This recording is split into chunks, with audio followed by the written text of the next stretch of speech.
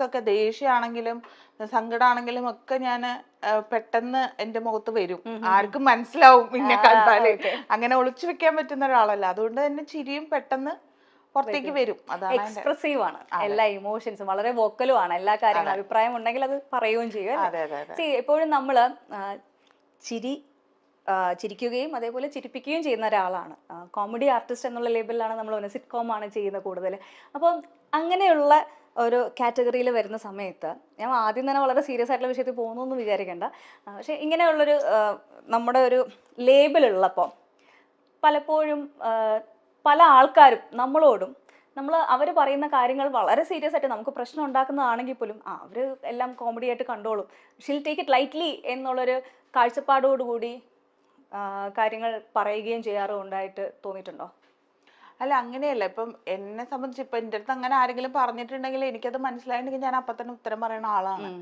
അതുകൊണ്ട് അങ്ങനെ എനിക്കങ്ങനെ ഒരു മോശം എന്നുള്ള രീതിയിലൊന്നും എനിക്ക് ഒരു വേദിയിലോ അങ്ങനെ അല്ലെങ്കിൽ ഷൂട്ടിങ്ങിന്റെ ഇടയിലൊന്നും സംഭവിക്കാറില്ല, സംഭവിച്ചിട്ടില്ല. സംഭവിച്ചാൽ ഞാനത് പ്രതികരിക്കുകയും ചെയ്യും. എനിക്ക് വിഷമം വന്നാൽ ഞാൻ പറയുന്ന ആളാണ്. സീരിയൽ പ്രേക്ഷകരെയും വളരെയേറെ ഞെട്ടിച്ചുകൊണ്ടാണ് സോഷ്യൽ മീഡിയയിലൂടെ ലൈംഗിക പീഡന പരാതി, അതും ഉപ്പും മുളക് സീരിയലിനുള്ളിൽ സംഭവിച്ച ലൈംഗിക പീഡന പരാതി പുറത്തു വന്നത്. ഉപ്പുമുളക് സീരിയലിലെ ഒരു നടി ആ സീരിയലിൽ തന്നെയുള്ള ബാലുവിനെതിരെയും ആ സീരിയലിൽ തന്നെ അഭിനയിക്കുന്ന SP ശ്രീകുമാറിനെതിരെയും പരാതി കൊടുത്തു എന്ന രീതിയിലാണ് ഈ സംഭവം പുറത്തു വരുന്നത്. ബിജു സോപാനത്തിനെതിരെയും SP ശ്രീകുമാറിനെതിരെയുമായിരുന്നു ഈ പരാതിയുടെ തുടക്കം. ഇവരിൽ ഒരാൾ ലൈംഗികമായി ഉപദ്രവിച്ചു എന്ന് മറ്റൊരാൾ ഭീഷണിപ്പെടുത്തി എന്ന നിലയ്ക്കുമായിരുന്നു പരാതി എത്തിയത്. ഇതോടെ ആരാണ് ഈ നടി എന്ന രീതിയിൽ ചർച്ചകൾ തുടങ്ങിയിരുന്നു. ഇവർ ഇതിനു മുൻപും ഇങ്ങനെ പെരുമാറിയിട്ടുണ്ടോ, അങ്ങനെയുള്ള തരത്തിൽ നിരവധി ചർച്ചകളാണ് പുറത്തു വന്നത്. ഈ താരങ്ങളുടെ കുടുംബങ്ങൾക്ക് നേരെയും വളരെയേറെ രീതിയിൽ പരാമർശങ്ങളും വിമർശനങ്ങളും ഒക്കെ ഉണ്ടായി. ഇക്കൂട്ടത്തിൽ ബിജു സോപാനവും SP ശ്രീകുമാറിന്റെയും കാര്യം നോക്കുമ്പോൾ SP ശ്രീകുമാറിന്റെ ഭാര്യ സ്നേഹ വളരെയേറെ സോഷ്യൽ മീഡിയയിൽ ആക്റ്റീവായിട്ടുള്ള സീരിയലിലും സിനിമകളിലും ഒക്കെ നിറഞ്ഞു നിൽക്കുന്ന ഒരു താരം കൂടിയാണ്. മാത്രമല്ല ഒരു മികച്ച കലാകാരി കൂടിയാണ് സ്നേഹ ശ്രീകുമാർ. ഇവരിപ്പോൾ അമ്മയും കൂടിയാണ്. ഇരുവരുടെയും വിവാഹം എല്ലാവരെയും ഞെട്ടിച്ചിരുന്നു. കാരണം സ്നേഹയുടെ ആദ്യ വിവാഹത്തിൽ പങ്കെടുത്ത സുഹൃത്തായിരുന്നു ശ്രീകുമാർ. പിന്നീട് വിവാഹബന്ധം വേർപെടുത്തിയ സ്നേഹ വർഷങ്ങൾക്ക് ശേഷം ശ്രീകുമാറിനെ വിവാഹം കഴിച്ച് ഒന്നിച്ചു ജീവിക്കുകയായിരുന്നു.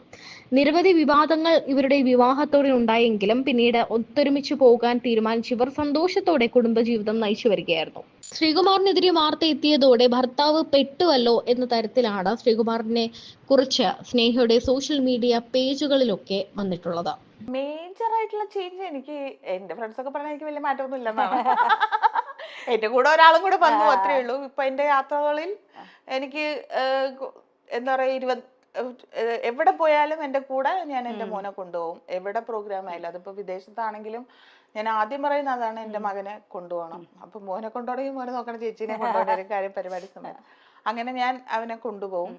അതല്ലാതെ പിന്നെ ഇപ്പൊ ചില സമയങ്ങളിലൊക്കെ ഉറക്കത്തിന്റെ ചെറിയ പ്രശ്നങ്ങളൊക്കെ വരും എന്നുള്ളതല്ലാതെ അവനെ കൊണ്ട് അങ്ങനെ വലിയ പ്രശ്നങ്ങളൊന്നും ഇല്ലാത്ത ആളാണ്. അതെ. പിന്നെ ഞാൻ ഈ പറഞ്ഞ പോലെ എനിക്ക് തോന്നുന്നു ഒരു എയർലൈൻ കമ്പനി യാത്ര ചെയ്യരുത് എന്ന് പറയുന്നവരെ യാത്ര ചെയ്ത ആളാണ് പ്രഗ്നൻസി ടൈമില്. കാര്യം അന്നൊക്കെ നമ്മള് ഏറ്റെടുത്ത് വെച്ച ഒരുപാട് പരിപാടികൾ ഉണ്ടായിരുന്നു. അപ്പൊ പരിപാടികൾ ക്യാൻസൽ ആയി കഴിഞ്ഞാൽ എന്റെ ടീം മൊത്തം ക്യാൻസൽ ആവും. മറിമായൻ ടീമിന്റെ ഷോസ് ആയിരുന്നു അതെല്ലാം. അപ്പൊ അതുകൊണ്ട് ഞാൻ എല്ലാ പ്രോഗ്രാമുകളും ചെയ്തിട്ടുണ്ട്. ഒരു പരിപാടി പോലും ഞാൻ അതിന് വേണ്ടിയിട്ട് ക്യാൻസൽ ചെയ്തിട്ടില്ല. പിന്നെ മദർഹുഡിൽ വന്നത് പിന്നെ ആകെ എനിക്ക് തോന്നിയിട്ടുള്ളത് വെച്ചാല് നമ്മളെ പ്രഗ്നൻസി ടൈമിൽ നമ്മളെ കെയർ ചെയ്തിട്ടുള്ള ആൾക്കാരില്ലേ, ഒരു മിഠായി തന്ന ആൾക്കാരെ വരെ എനിക്കിപ്പോ ഭയങ്കര ഇഷ്ടമാണ്. ഞാൻ അവരെന്നെ ഇപ്പൊ ഇങ്ങോട്ട് വിളിച്ചില്ലെങ്കിലും ഞാൻ അങ്ങോട്ട് വിളിക്കും. ഞാൻ അവരെ ഭയങ്കരമായിട്ട് ഞാൻ സ്നേഹിക്കുന്നുണ്ട്. അതൊരു എന്താ പറയാ, എന്റെ മനസ്സിന്നുള്ള സ്നേഹമാണ്. എനിക്ക് അവരെല്ലാം ഭയങ്കര ഫേവറേറ്റ് ആണ്. എന്നെ കെയർ ചെയ്ത അല്ലെങ്കിൽ എന്റെ കാര്യങ്ങൾ ഒരു തവണയെങ്കിലും വിളിച്ച് അന്വേഷിച്ച, എനിക്ക് ഇഷ്ടമുള്ള ഫുഡ് തന്ന, അങ്ങനെ ഒരുപാട് ആൾക്കാരുണ്ട് കേട്ടോ. കാര്യം ഞാൻ ഈ വർക്ക് ചെയ്യാനൊക്കെ പോയത് കൊണ്ടും പിന്നെ മറിമായത്തിലെ എല്ലാവരുടെയും വീട്ടുകാര്, ഭാര്യമാര് എല്ലാവരും എനിക്ക് ഇഷ്ടമുള്ള ഭക്ഷണം തരും. വെളിച്ചെണ്ണയൊക്കെ ആട്ടിയിട്ട് അത് വീട്ടിൽ കൊണ്ടു തന്നിട്ടുണ്ട്. മനസ്സിലായില്ലേ? അത്രയും സ്നേഹമാണ്. അപ്പം അത് അങ്ങനെയുള്ള ആൾക്കാരോട് എനിക്ക് ഇപ്പൊ ഭയങ്കര. പിന്നെ പ്രഗ്നന്റ് ആയിട്ടുള്ള ആൾക്കാരെ കണ്ടാൽ ഞാനിപ്പോ ഭയങ്കരമായിട്ട് കെയർ ചെയ്യാം. സോഷ്യൽ മീഡിയയിലെല്ലാം ഉയരുന്ന വലിയ തോതിൽ തന്നെ വിമർശനങ്ങൾ ഉണ്ടായപ്പോൾ ഈ സംഭവത്തെക്കുറിച്ച് ബിജുവോ ശ്രീകുമാറോ ഒന്നും തന്നെ സംസാരിച്ചിട്ടുമില്ല.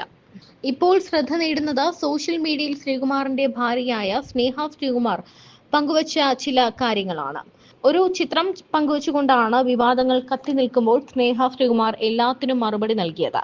ശ്രീകുമാറിനൊപ്പം നിൽക്കുന്ന ഒരു മനോഹര ചിത്രമായിരുന്നു അത്. എന്തൊക്കെ പ്രശ്നങ്ങൾ വന്നാലും താൻ ഭർത്താവിനൊപ്പം തന്നെയാണ് എന്ന് പറയാതെ പറയുകയാണ് സ്നേഹ എന്നാണ് ആരാധകർ പറഞ്ഞത്. സ്നേഹ ഈ ഒരു ചിത്രം പങ്കുവച്ചതിന് പിന്നാലെ എല്ലാവരും ഇത് കള്ളപ്പരാതിയാണോ എന്നും ഒരു പുരുഷനെ തകർക്കാൻ ഒരു പെൺകുട്ടിയുടെ വ്യാജ പരാതി മാത്രം മതി എന്നൊക്കെ കമന്റ് ചെയ്യുകയും ചെയ്തിട്ടുണ്ട്. പരാതിപ്പെട്ട നടി ആരാണെന്ന് ഇതുവരെയും പുറത്തു വന്നിട്ടില്ല. ഉടൻ തന്നെ ഈ വിവരത്തിൽ ഒരു വിശദീകരണം ഉണ്ടാകുമെന്നാണ് മനസ്സിലാക്കാൻ സാധിച്ചത്. പോലീസ് കേസായെങ്കിലും ഇതുവരെ ഈ വിവരത്തെക്കുറിച്ച് സംസാരിക്കുവാൻ ആരും തയ്യാറായിട്ടില്ല. സീരിയലിന്റെ അണിയറ പ്രവർത്തകരും ഈ വിവരത്തെക്കുറിച്ച് ഒന്നും തന്നെ ഇതുവരെയും വ്യക്തമാക്കി രംഗത്ത് വന്നിട്ടില്ല. സുഹൃത്താവുമ്പോൾ നമുക്ക് ആ സുഹൃത്തിന്റെ എല്ലാ പ്രശ്നങ്ങളും അറിയാം. നല്ല ഗുണങ്ങൾക്കൊപ്പം തന്നെ സുഹൃത്തിന്റെ എല്ലാ പ്രശ്നങ്ങളും അറിയാം. ആ സമയത്ത് ഇങ്ങനെ അയ്യോ ഇതൊക്കെ ഈ ഒരു സ്വഭാവം എനിക്ക് പ്രശ്നമാവോ എന്നൊക്കെ ആലോചിച്ചില്ലേ?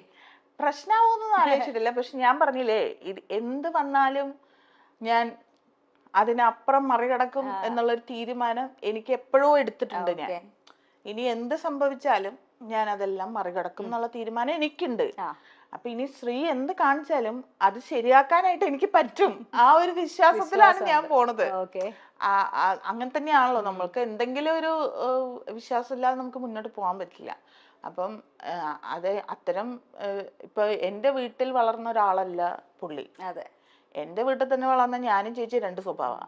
ചേച്ചി വളരെ സൈലന്റ് ആയിട്ടുള്ള ഒരാളും ഞാൻ ഇതിന്റെ നേരെ ഓപ്പോസിറ്റുമാണ്. അപ്പോൾ ഒരേ വീട്ടിൽ തന്നെ അങ്ങനത്തെ ആൾക്കാരാണ് ഉള്ളത്. അപ്പൊ പിന്നെ ഇങ്ങനെ വേറൊരു വീട്ടിൽ വളർന്ന ആള് എന്നെ പോലെ ആണെന്ന് ഞാൻ ശടിച്ചിട്ട് കാര്യമില്ല. പക്ഷെ എന്റെ ഇഷ്ടം ഇതാണ്, എനിക്കിഷ്ടമില്ലാത്തത് ഇതാണ് എന്ന് ഞാൻ തുറന്നു പറയും. അപ്പം മനസ്സിലാവൂലോ. അതാണ് അവിടുത്തെ കാര്യം. അതല്ലാതെ വേറെ മാജിക് പരിപാടികളൊന്നുമില്ല. കരിയറിന്റെ കാര്യത്തിൽ, അതായത് നമ്മൾ എടുക്കുന്ന വർക്കുകൾ, ചെയ്യുന്ന ജോലി കഴിഞ്ഞിട്ടുള്ള ക്രിറ്റിസിസം, അങ്ങനത്തെ കാര്യങ്ങളൊക്കെ ഡിസ്കഷൻസ് ഉണ്ടാവാറുണ്ട്? അതുണ്ട്. അത് വളരെ വളരെ എനിക്കത് ഭയങ്കര സപ്പോർട്ടുമാണ്. കാര്യം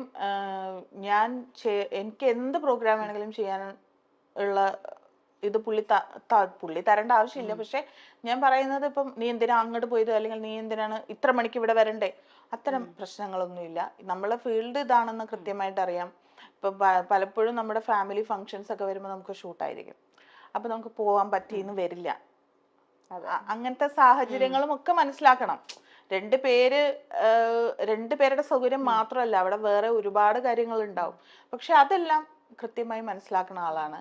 പിന്നെ ഇപ്പൊ മറിമായൊക്കെ കണ്ടിട്ട് എനിക്ക് കൃത്യമായിട്ട് അഭിപ്രായം പറയാറുണ്ട്. അത് ഇഷ്ടമായിട്ടില്ലെങ്കിൽ ഇഷ്ടമായിട്ടില്ല, അങ്ങനെ ചെയ്തു നോക്കൂ, അതെല്ലാം പറയാറുണ്ട്. പിന്നെ ഒന്നിനും എന്നോട് വേണ്ടാന്ന് പറഞ്ഞിട്ടില്ല. അപ്പം ഞാൻ ഇപ്പൊ എനിക്കൊരു ഓൺലൈൻ സ്റ്റോർ ഉണ്ട്. ഓസ്കി എന്നാണ് അതിന്റെ പേര്. ഓസ്കി ഡിസൈൻസ് എന്നാണ്. അപ്പൊ അത് ചെയ്യട്ടെ, വേണ്ട നിനക്ക് സമയമില്ലല്ലോ, നീ ചെയ്യണ്ട, അതല്ല. ചെയ്തോ, നിനക്ക് ഇഷ്ടമുണ്ടെങ്കിൽ നീ ചെയ്തോ, ഓക്കെ അല്ലേ, അത്ര മാത്രമേ ഉള്ളൂ. അല്ലാതെ ഒരിക്കലും എന്നെ നിരുത്സാഹപ്പെടുത്തിയിട്ടില്ല ഒരു കാര്യത്തിനും. ഇപ്പൊ നമ്മള് ഏറ്റവും ലേറ്റസ്റ്റ് വിശേഷം പറഞ്ഞില്ല, ഇത്ര നേരം നമ്മളതിനെ പറ്റി ചോദിച്ചിട്ടേ ഇല്ല. പഞ്ചായത്ത് ചട്ടി പേര് പറയുമ്പോ ചെറിയൊരു ചമ്മലുണ്ട്. എന്നാലും ഒരു ചമ്മലിന്റെ ആവശ്യമില്ല.